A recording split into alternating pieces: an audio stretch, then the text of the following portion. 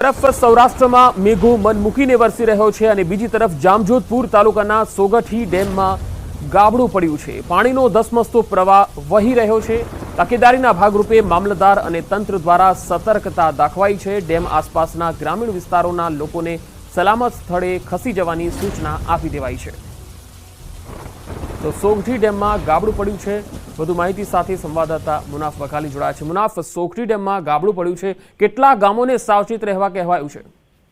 બિલકુલ ચોક્કસ પંકજ, જે રીતે ભારે વરસાદ, ધોધમાર વરસાદ, મેઘરાજાએ જે તોફાની બેટિંગ કરી હતી તેને લઈને વાત કરી જામજોધપુર તાલુકાના સોગઠી ડેમ છે તેમાં ગાબડું પડતા જિલ્લા વહીવટીતંત્ર અત્યારે સખ્ત બન્યો છે અને લાલપુર પ્રાંત અધિકારી સિંચાઈ વિભાગના એન્જિનિયર તથા મામલતદાર જામજોધપુર ડેમ સાઇટના ખાતે પહોંચી સમગ્ર સ્થિતિનો તાગ મેળવ્યો છે।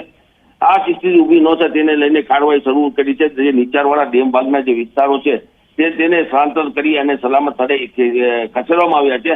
બીજી તરફ વાત કરી કે જે ચોમાસા પહેલા જે ડેમનું નિરીક્ષણ કરવામાં આવે તે નિરીક્ષણ ન કરવા એ તંત્રની બેદરકારીના કારણે આ ગાબડું પડ્યું છે। જી મુનાફ, કયા કયા ગામો છે જે અસરગ્રસ્ત થઈ શકે છે આ પાણીથી?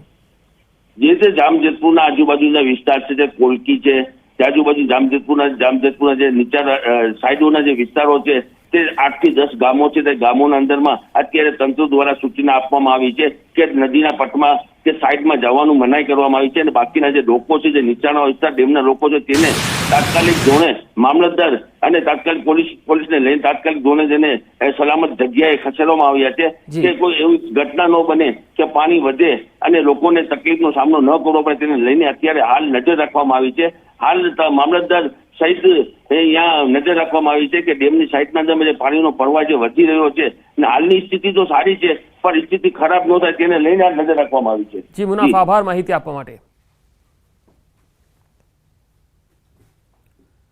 તો વાત કરીશું નવસારીની। નવસારી જિલ્લામાં મુશળધાર વરસાદ પડી રહ્યો છે, જેમાં ગણદેવી, ચીખલી અને ખેરગામ તાલુકામાં ધોધમાર વરસાદના અહેવાલ છે। રાત્રે 12 વાગ્યાથી સવારે 6 વાગ્યા સુધીમાં 3 ઇંચ જેટલો વરસાદ ખાબક્યો છે।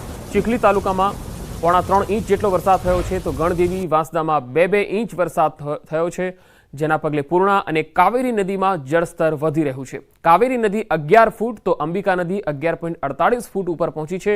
બંને નદીમાં જળસ્તર વધતા કેટલાક લો લેવલ પુલ અને નદીના પાણીમાં ગરકાવ થયા છે। વધુ માહિતી સાથે સંવાદદાતા નવસારીથી ભાવિન પટેલ જોડાયા છે। ભાવિન, હાલ જે વરસાદની સ્થિતિ નવસારી જિલ્લામાં જોવા મળી રહી છે તેના પગલે નદી નાળા અને ડેમોની સ્થિતિ શું છે અને વહીવટી તંત્ર તરફથી કોઈ સૂચના આપવામાં આવી છે ખરી? ચોક્કસથી પંકજ, જો વરસાદની સ્થિતિને લઈને વાત કરવામાં આવે તો નવસારી જિલ્લામાં આજે અને આવતીકાલે પણ રેડ એલર્ટ હવામાન વિભાગ દ્વારા આપવામાં આવ્યું છે અને મોડી રાતથી નવસારી જિલ્લામાં ધીમાર વરસાદ વરસી રહ્યો છે। ઉપરવાસમાં પણ પંકજ સાથે વરસાદ વરસી રહ્યો છે। આહવા અને ડાંગથી અંબિકા કાવેરી નદી પસાર થાય છે અને સીધી નવસારી જિલ્લાના ગણદેવી અને ચીખલી તાલુકામાં પડે છે। એટલે સૌથી મોટી અસર નવસારી જિલ્લાના ગણદેવી અને ચીખલીને થતી હોય છે રેલની સ્થિતિમાં। અને જો રાતના 12 વાગ્યા પછી વાત કરીએ તો પંકજ 6 વાગ્યા સુધીમાં ખેરગામ તાલુકામાં 3.5 ઇંચ વરસાદ છે, ચીખલીમાં પણ 2.5 ઇંચ ઉપર વરસાદ છે અને ગણદેવીને વાંસદામાં 2 ઇંચ વરસાદ છે, જેના કારણે કાવેરી અને જે અંબિકા નદી છે એના જળસ્તરમાં વધારો થવા માંડ્યો છે। પાણી વધતા પંકજ, જે લો લાઇન બ્રિજ જે બનાવવામાં આવેલો છે તે લો લાઇન બ્રિજ પર પણ 3 ફૂટ જેટલા પાણીનો હાલ ભરાવો થઈ ગયો છે, એટલે લોકોને પણ ભારે હાલાકી વેઠવી પડી રહી છે। તંત્ર સમગ્ર સ્થિતિ પર નજર લગાવીને બેઠું છે। વરસાદ જે રીતે પાણીના જળસ્તરમાં સતત વધારો થઈ રહ્યો છે તેના પર નજર છે। બીજી બાજુ જો ડેમ છે, જે મુખ્ય જે નવસારી જિલ્લાના 2 ડેમ છે, કેલિયા અને જૂજ ડેમ, તો જે ઓવરફ્લો લેવલ છે 167.50 મીટર છે અને જૂજ ડેમ જે છે હાલ 157.60 મીટરે છે।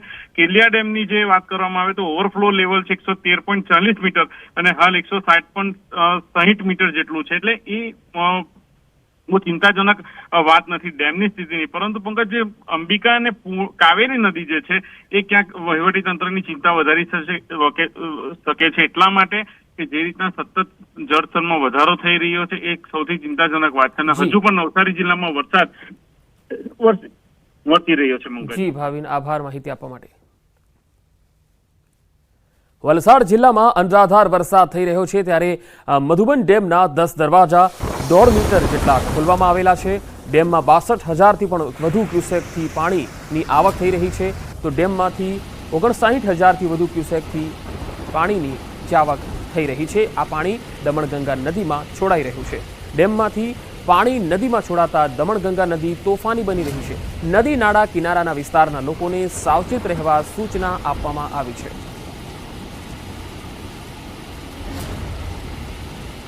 વલસાડ જિલ્લાના મધુબન ડેમના કેચમેન્ટ વિસ્તારમાં ભારે વરસાદના અહેવાલ છે।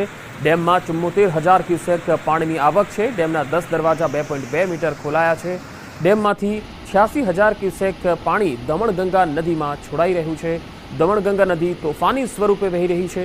નદી નાળા કિનારાના વિસ્તારના લોકોને પણ સાવચેત રહેવાની સૂચના આપવામાં આવી છે।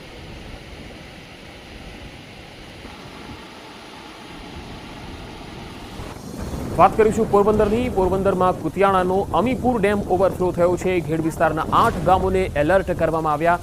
નીચાણવાળા વિસ્તારોમાં લોકોને સલામત સ્થળે ખસેડાયા છે। પાણીની આવકને ધ્યાનમાં રાખીને પાળાનું પણ ભંગાણ થઈ શકે છે। વર્ષ 2018થી અમીપુર ડેમના સમારકામનું કામ કરવામાં નથી આવ્યું। રાજકોટ જિલ્લાના જામકંડોરણાના દૂધીવદર ગામ નજીક આવેલો ફોફળ ડેમ પણ ઓવરફ્લો થતા ફોફળ ડેમનો કોઝવે પાણીમાં ગરકાવ થયો છે। આ તસવીરો આવી રહી છે, જોઈ શકાય છે ફોફળ ડેમનો કોઝવે પાણીમાં ગરકાવ છે। દૂધીવદર ગામથી 8 થી 10 ગામને જોડતો આ કોઝવે પાણીમાં ગરકાવ થયો છે, જેના પગલે નાના ભાદરા, મોટા ભાદરા, મેવાસા જેવા અન્ય ગામોએ જવાનો જે માર્ગ છે એ ખોરવાઈ ગયો છે। વાહન વ્યવહાર ખોરવાયો છે। કોઝવે પર પાણી હોવા છતાં કેટલાક જીવના જોખમે અહીંથી પસાર પણ થઈ રહ્યા છે। જામકંડોરણા ઉપરવાસમાં ધોધમાર વરસાદ પડતા ફોફળ ડેમ 100% ભરાયો છે।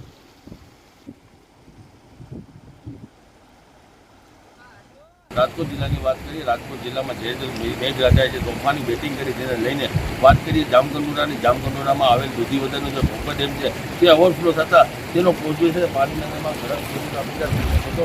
પાણીના નદીમાં ગરકાવ થઈ ગયો છે। આ 10 ગામને જોડતો આ કોઝવે છે। કોઝવેમાં જે 10 રસ્તા પાણી વહી રહ્યા છે જોઈ શકો છો કે અત્યારે જે રીતે વરસાદ જામકંડોરણામાં થયો હતો, જે ધોધમાર વરસાદ થયો હતો, જે નદી નાળાઓ છે, ચેક ડેમો છે તે ઓવરફ્લો થઈ ગયા તેને લઈને જામકંડોરણાનું જે કોઝવે છે ઓવરફ્લો થઈ ગયો અને કોઝવે ઉપર જે પાણી છે પાણી કોઝવે આખો પાણીની અંદરમાં ગરક થઈ ગયો છે। અહીંથી આવવા જવાના વાહન ચાલકોને આવવાની જે મનાઈ ફરવામાં આવી છે। બીજી વાત કે જે રીતે 10 ગામના જોડતો છે તે જોડતો અત્યારે જે રસ્તો છે બ્લોક કરવામાં આવ્યો છે। રસ્તો બંધ કરવામાં આવ્યો છે। જોઈ શકો છો કે સામેને જે રસ્તો છે તે રસ્તોને હાલ બ્લોક કરવામાં આવ્યો છે। જે રીતે પાણી કોઝવે પર વહી રહ્યું છે ધસમસતા પાણી, તેને લઈને વાહન ચાલકોને હાલાકીનો સામનો કરવો પડે છે। જે રીતે કોઝવે છે કોઝવેના અંદરમાં 3 ફૂટ જેટલા પાણી વહી રહ્યા છે।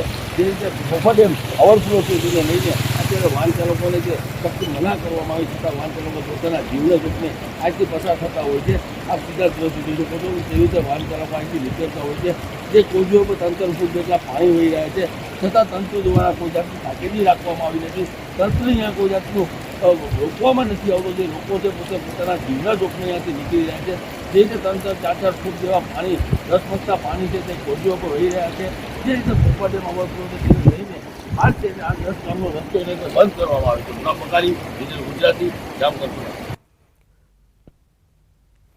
તો ગીર સોમનાથના ગીર જંગલમાં પણ ધોધમાર વરસાદને પગલે સિંગોડા ડેમ ભરાઈ ગયો છે। સતત પાણીની આવકને લઈને સિંગોડા ડેમના 3 દરવાજા પણ ખોલવામાં આવ્યા છે। ડેમના 3 દરવાજા 0.45 મીટર સુધી ખોલીને પાણી છોડવામાં આવી રહ્યું છે। ગીર ગઢડાના 2 ગામ, કોડીનાર શહેર સહિત 12 ગામોને એલર્ટ કરવામાં આવ્યા છે।